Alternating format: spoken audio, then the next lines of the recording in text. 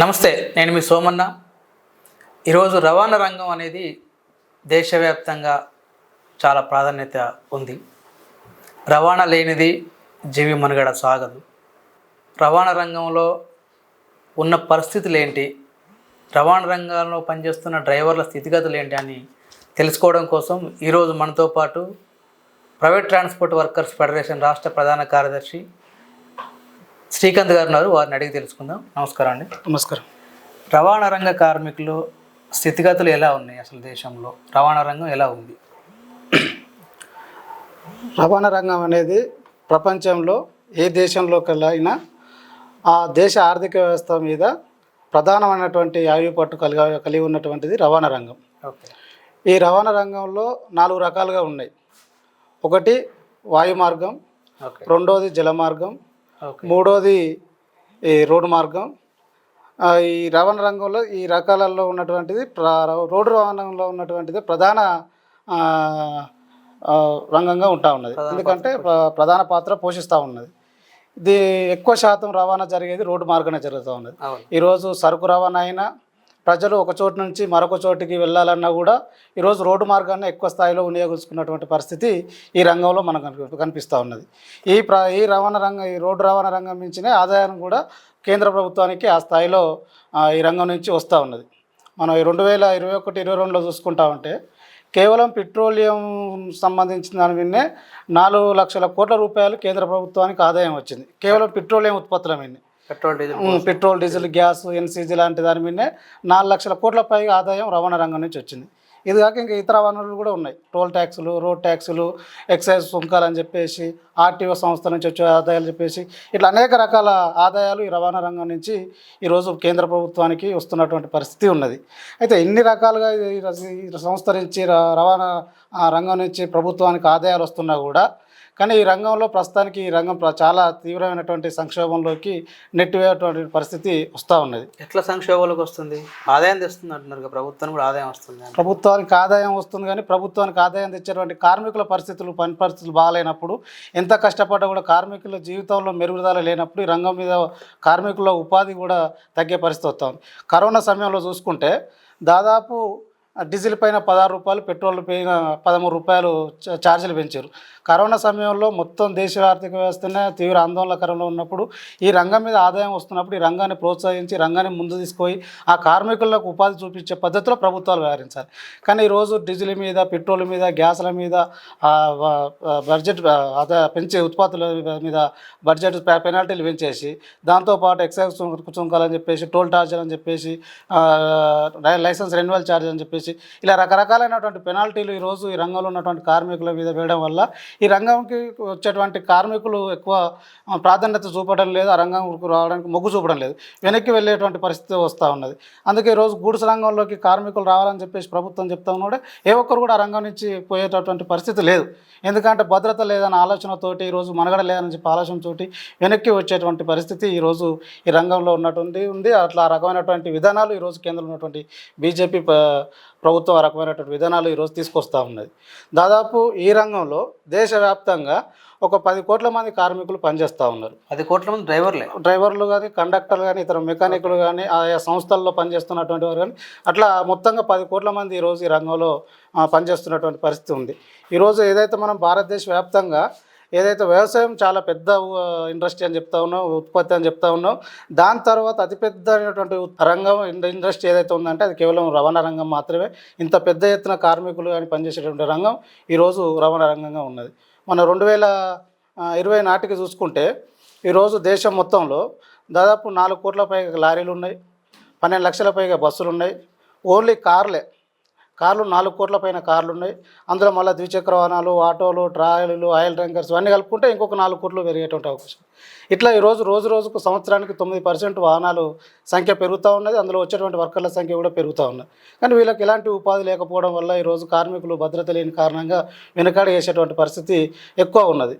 ఈరోజు చాలామంది ఉపాధి పొందే రంగాలు ఏమున్నాయంటే ఈరోజు ఆటో కానీ, క్యాబ్ కానీ, ఈ రంగాల్లో ఈ రెండిట్లలో చాలామంది ఎక్కువ మంది కార్మికులు పనిచేస్తూ ఉన్నారు.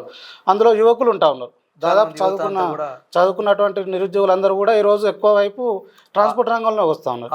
ఆటోలు క్యాబ్లు కొనుక్కొని వాళ్ళ కుటుంబాలను పోషించడం కోసం ఖాళీగా ఉండడం ఇష్టం లేక అని చెప్పేసి వాళ్ళకు ఉన్నటువంటి కొద్ది చిన్న చిన్న ఆస్తులు ఉన్నా కూడా వాటిని తాకట్టు పెట్టుకొని లేకుంటే అమ్ముకొని బంగారం ఉంటే వాటిని బ్యాంకులలో పెట్టుకొని లేకుంటే ఇతరత్ర ప్రైవేటు సంస్థలలో లోన్లు తెచ్చుకొని అప్పులు తెచ్చుకొని ఈరోజు వాహనాలు కొనుక్కొని జీవనోపాధి పొందుతున్నటువంటి పరిస్థితి ఈ రంగంలో కనిపిస్తూ ఉన్నది. అలాంటి ఉపాధి పొందుతున్నటువంటి కార్మికులకు ఈరోజు ప్రభుత్వం నుంచి ఎలాంటి సంక్షేమ చట్టాలు కానీ భద్రత కానీ ఏ రకమైనటువంటి సహాయ సహకారం కూడా ఈ రంగంలో ఉన్నటువంటి కార్మికులకు వచ్చేటువంటి పరిస్థితి లేకుండా పోయింది. ఇప్పుడు ఈ కార్మికులకి అంటే ఏదైనా ఒక ఇండస్ట్రీలో పనిచేస్తే వాళ్ళకి పిఎఫ్ ఉంటుంది, ఈఎస్ఐ ఉంటుంది, లేదా సంక్షేమ పథకాలు ఉంటాయి. ఇట్లాంటివి ఇప్పుడు రవాణా రంగంలో సంబంధించి రవాణా రంగంలో ఏదైనా సంక్షేమ చట్టాలు కానీ పథకాలు కానీ ఉన్నాయా? ఉంటే అవి ఎట్లా అమలు అవుతున్నాయి? దాని పనితీరు ఏంటి? ఈ రంగంలో ఉన్నటువంటి కార్మికులకు ఇప్పటి వరకు కేంద్ర ప్రభుత్వంలో కానీ ఆయా రాష్ట్ర ప్రభుత్వాల్లో కొన్ని రాష్ట్రాల్లో ఉన్నాయి, కానీ తెలంగాణ రాష్ట్రాల్లో మాత్రం ఎలాంటి చట్టాలు లేవు. కేంద్రం నుంచి కూడా అలాంటి సంక్షేమ చట్టం కూడా సామాజిక భద్రత చట్టాలు కూడా ఏవి కూడా లేనటువంటి పరిస్థితి ఉన్నది. అసలు వీళ్ళు కార్మికులుగా జీవిస్తున్నారని చెప్పేసి వీళ్ళు అనుకుంటారు, కానీ వీళ్ళు కార్మికులు ఎక్కడ గుర్తించబడటం లేదు. మొదటగా అయితే మేము ఆల్ ఇండియా రోడ్ ట్రాన్స్పోర్ట్ వర్కర్స్గా మేము డిమాండ్ చేసేది ఏంటంటే ఈరోజు రవాణా రంగంలో పనిచేస్తున్నటువంటి ప్రతి కార్మికుని పేరు ఆయా రాష్ట్ర ప్రభుత్వాల్లో ఉన్నటువంటి కార్మిక శాఖలో నమోదు చేసి ఉండాలని చెప్పేసి మేము చెప్తా ఉన్నాం. ఇప్పటి వరకు అలాంటి పరిస్థితి ఎక్కడ లేదు. ఓకే. అదేవిధంగా దేశవ్యాప్తంగా వీళ్ళకి గుర్తింపు ఉండాలని చెప్పేసి దేశవ్యాప్తంగా గుర్తింపు పొందడం కోసం ఒక గుర్తింపు కార్డుని ఇవ్వాలని చెప్పేసి కూడా మేము కోరుతా ఉన్నాం ప్రభుత్వం నుంచి. ఇప్పటికే కొన్ని అసంఘటిత రంగాల కార్మికులకు ఆయా రాష్ట్ర ప్రభుత్వాల్లో సంక్షేమ బోర్డులు ఉన్నాయి. ఉదాహరణకు మన తెలంగాణ రాష్ట్రంలోనే చూసుకుంటే బిల్డింగ్ కార్మికులకు ఒకటి వెల్ఫేర్ బోర్డు ఉన్నది, బీడీ కార్మికులకు ఒక వెల్ఫేర్ బోర్డు ఉన్నది. కానీ రవాణా రంగ కార్మికులు కూడా ఈరోజు రాష్ట్రంలో చాలామంది ఈరోజు 25 లక్షల మంది ఈ రాష్ట్రంలో పనిచేస్తూ ఉన్నారు. ఎక్కువ మంది యువకులు నిరుద్యోగులు చదువుకున్న వాళ్ళు పనిచేస్తూ ఉన్నారు. వాళ్ళకు ప్రభుత్వం నుంచి ప్రత్యక్షంగా కానీ పరోక్షంగా కానీ ఎలాంటి ఉపాధి లేదు కాబట్టి వీళ్ళు స్వయం ఉపాధి మీద వాళ్ళ కాలం మీద ఆధారపడి పనిచేస్తున్నారు. కాబట్టి ప్రభుత్వంగా మీరైనా వీళ్ళకి ఒక సంక్షేమ బోర్డును ఏర్పాటు చేయండి. ఈ సంక్షేమ బోర్డును ఏర్పాటు చేసి ఆ సంక్షేమ బోర్డు ద్వారా వీళ్ళ కొత్త వాహనాల కొనుగోలు కానీ వాళ్ళ పిల్లల చదువులకు కానీ వాళ్ళ ఇంటి నిర్మాణం కోసం కానీ ఏదైనా కార్మికుడు మరణించినప్పుడు లేకుంటే ప్రమాదంలో కాలో చేయ కోల్పోయినప్పుడు ఆ బోర్డు ద్వారా మీరు ఏమైనా సంక్షేమాన్ని వీళ్ళకి అందిస్తే వీళ్ళకి ఎక్కువ ఉపయోగం ఉంటుంది, ఎక్కువ ఆర్థికంగా వాళ్ళు ముందుకు పోయేటువంటి అవకాశాలు ఉంటాయని చెప్పేసి గత ఉమ్మడి ఆంధ్రప్రదేశ్ ఉన్నప్పటి నుంచి తెలంగాణ రాష్ట్ర ప్రభుత్వం ఏర్పడ్డాక నుంచి కూడా మేము all India road transport workers federation సిఐటిగా అనేక దఫాలుగా పోరాటాలు చేస్తూ ఉన్నాం. కానీ ప్రభుత్వాలు మొగ్గు చూపడం లేదు, ప్రభుత్వం దశగా ఆలోచన కూడా చేయడం లేదు. మేము ప్రభుత్వానికి సలహా కూడా ఇచ్చాం. ఈరోజు రవాణా రంగ కార్మికులకు ఒక వెల్ఫేర్ బోర్డును ఏర్పాటు చేస్తే మీకు ఎలాంటి ఖర్చు లేకుండా ప్రభుత్వం నుంచి రూపాయి ఖజానా కూడా ఖర్చు లేకుండా వెల్ఫేర్ బోర్డును రన్ చేయొచ్చు అని చెప్పేసి కూడా మేము ప్రభుత్వానికి చెప్పాం. ఎట్లా చేయొచ్చు అది కూడా చెప్పాం. ఈరోజు రాష్ట్రంలో కానీ దేశంలో కానీ చాలా పెద్ద వాహనాలు వస్తూ ఉన్నాయి షోరూమ్ల నుండి. ట్రక్కులు కానీ, ఏసీ బస్సులు కానీ, గూడ్స్ బస్సులు కానీ, ట్రాలీలు కానీ, ఆటోలు కానీ, కార్లు కానీ ఇట్లా షోరూమ్ నుంచి అనేక వాహనాలు, వేల కొద్దిలో వాహనాలు, పెద్ద వాహనాలు బయటకు వస్తూ ఉన్నాయి. ఆ షోరూమ్ నుంచి బయటకు వచ్చే వాహనాలకు వెల్ఫేర్ బోర్డు సెస్ అని చెప్పేసి 1% 2% దాని మీద సెస్ వసూలు చేస్తే దానివల్ల లక్షల కోట్ల రూపాయలు ఈరోజు వెల్ఫేర్ బోర్డులో జమ అవుతాయి. దానివల్ల ఈ రాష్ట్రంలో ఉన్న కార్మికులను ఆదుకోవచ్చు. దానివల్ల ప్రభుత్వానికి పెద్ద ఆర్థిక భారం పడేది లేదు, ప్రభుత్వానికి వచ్చే నష్టం ఏం లేదు. కానీ కార్మికులు మాత్రం అనేక ఉపయోగాలు ఉన్నాయి. ప్రభుత్వం చేయాల్సిన పని ఏమున్నది? సంక్షేమ బోర్డును ఏర్పాటు చేసి దానికి ఒక బోర్డును ఏర్పాటు చేసి ఒక కమిటీని ఏర్పాటు చేసి కొన్ని నిబంధనలు సూచనలు ఏర్పాటు చేసి ఒక రాతపూర్వకంగా కాయిదాలు అమలు చేస్తే ఏర్పాటు చేస్తే బోర్డు అమలు అవుతుంది. కానీ ప్రభుత్వానికి ఖర్చు అయ్యలేదు. పేపర్ ఖర్చు అయితే 100 రూపాయలు పేపర్ ఖర్చు అవుతుంది తప్ప ఇంతకు మించి వాళ్ళకి అయ్యేటువంటి ఖర్చు ఏం లేదు. ఆ రకంగా వెల్ఫేర్ బోర్డు చేయాలని చెప్పేసి గత 20 సంవత్సరాలుగా మేము పోరాటం చేస్తూ ఉన్నాం. ఇప్పుడు కొత్త గవర్నమెంట్ వచ్చింది. కొత్త గవర్నమెంట్ కూడా ప్రభుత్వం మాతో చర్చలు జరిగినప్పుడు కూడా మేము మంత్రి గారితో కూడా ఈ విషయాలు వాళ్ళ దృష్టికి తీసుకెళ్ళాం. వాళ్ళ కేబినెట్లో మాట్లాడతామని చెప్పేసి అన్నారు. ఏదేమైనా రవాణా రంగ కార్మికులకు సంక్షేమ బోర్డును ఏర్పాటు చేయాలి.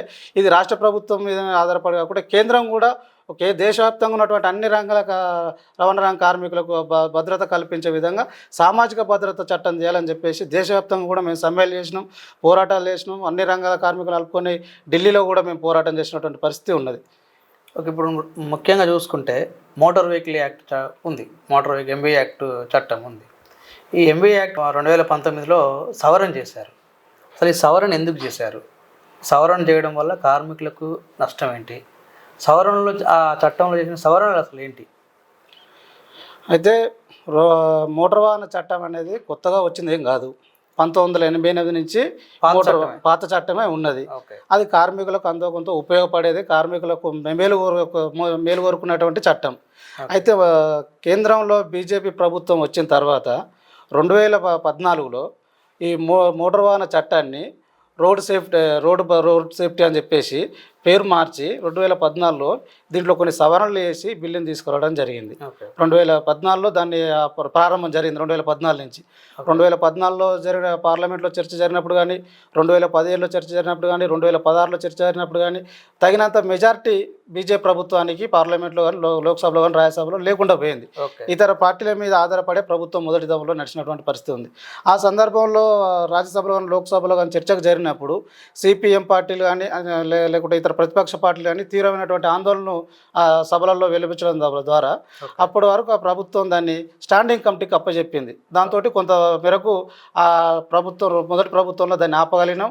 ఆ సందర్భంగానే లోపల వాళ్ళు ఎంపీలు పోరాటం చేస్తుంటే బయట కూడా all India road transport workers federation అన్ని సంఘాలను కలుపుకొని దేశవ్యాప్తంగా 2015లో పెద్ద ఎత్తున సమ్మె నిర్వహించాం. దాదాపు 2 కోట్ల మంది ఈ సమ్మెలో పాల్గొని బిల్లుకు వ్యతిరేకంగా పోరాటం చేసినటువంటి పరిస్థితి రోడ్ ట్రాన్స్పోర్ట్ బాధ్యత తీసుకొని జరిపింది.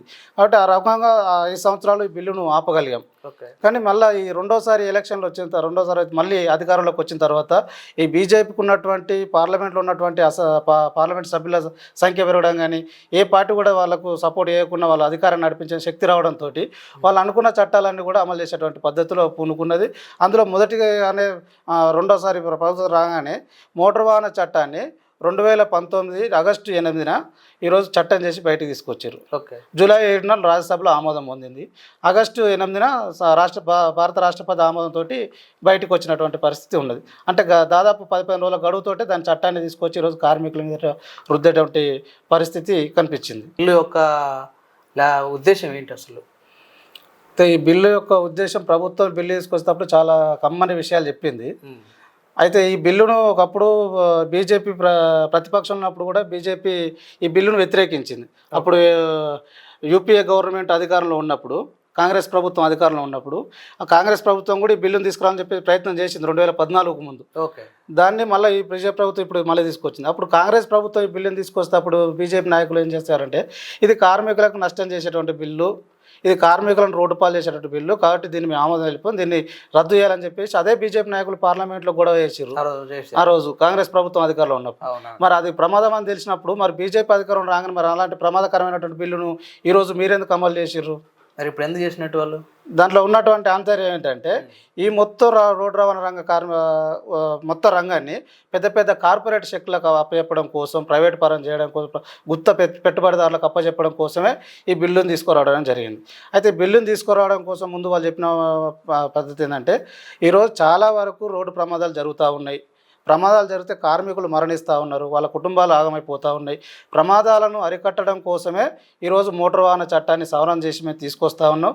దీంట్లో ఎలాంటి ఇబ్బంది లేదు, కార్మికుల మేలు కోసం అని చెప్పేసి ఈరోజు బిల్లుని తీసుకొచ్చేటప్పుడు పార్లమెంట్లో వారు చెప్పినటువంటి పరిస్థితి ఉంది. అయితే ఆ బిల్లు మొత్తం చదివినప్పుడు ఎక్కడ కూడా కార్మికునికి న్యాయం జరిగేటటువంటి పద్ధతిలో కానీ, ప్రమాదాలు అరికట్టేటువంటి పద్ధతిలో కానీ ఎక్కడ కూడా అక్కడ పొందుపరచలేదు, ఎక్కడ కూడా రాసినటువంటి పరిస్థితి లేదు బిల్లులో.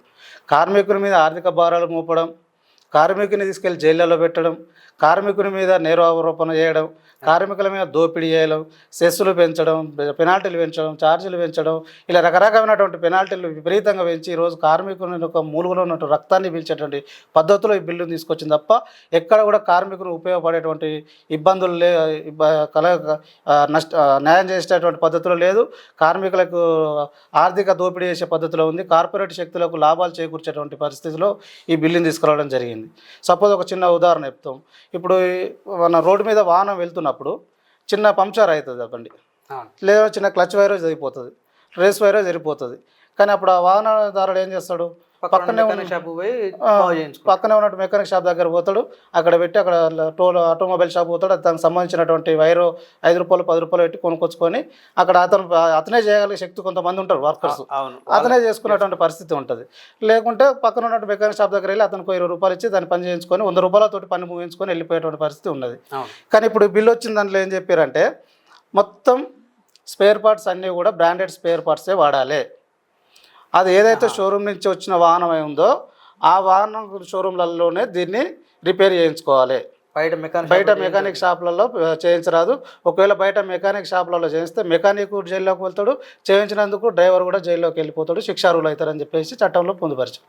ఓకే. ఇప్పుడు ఆ షోరూమ్ దగ్గరికి చిన్న హాఫ్ అన్ అవర్లో అయ్యేటువంటి పనికి షోరూమ్ దగ్గర పోయిండి అనుకో, అక్కడ షోరూమ్ దగ్గర ఇప్పటికే వాహనాలు నిలుపుదల ఉంటాయి. అక్కడ అవును. రిపేర్లో ఉన్నటువంటి వాహనాలు అక్కడ ఉండి ఉంటాయి. అప్పటికే సీరియల్లో సీరియల్లో ఉంటాయి.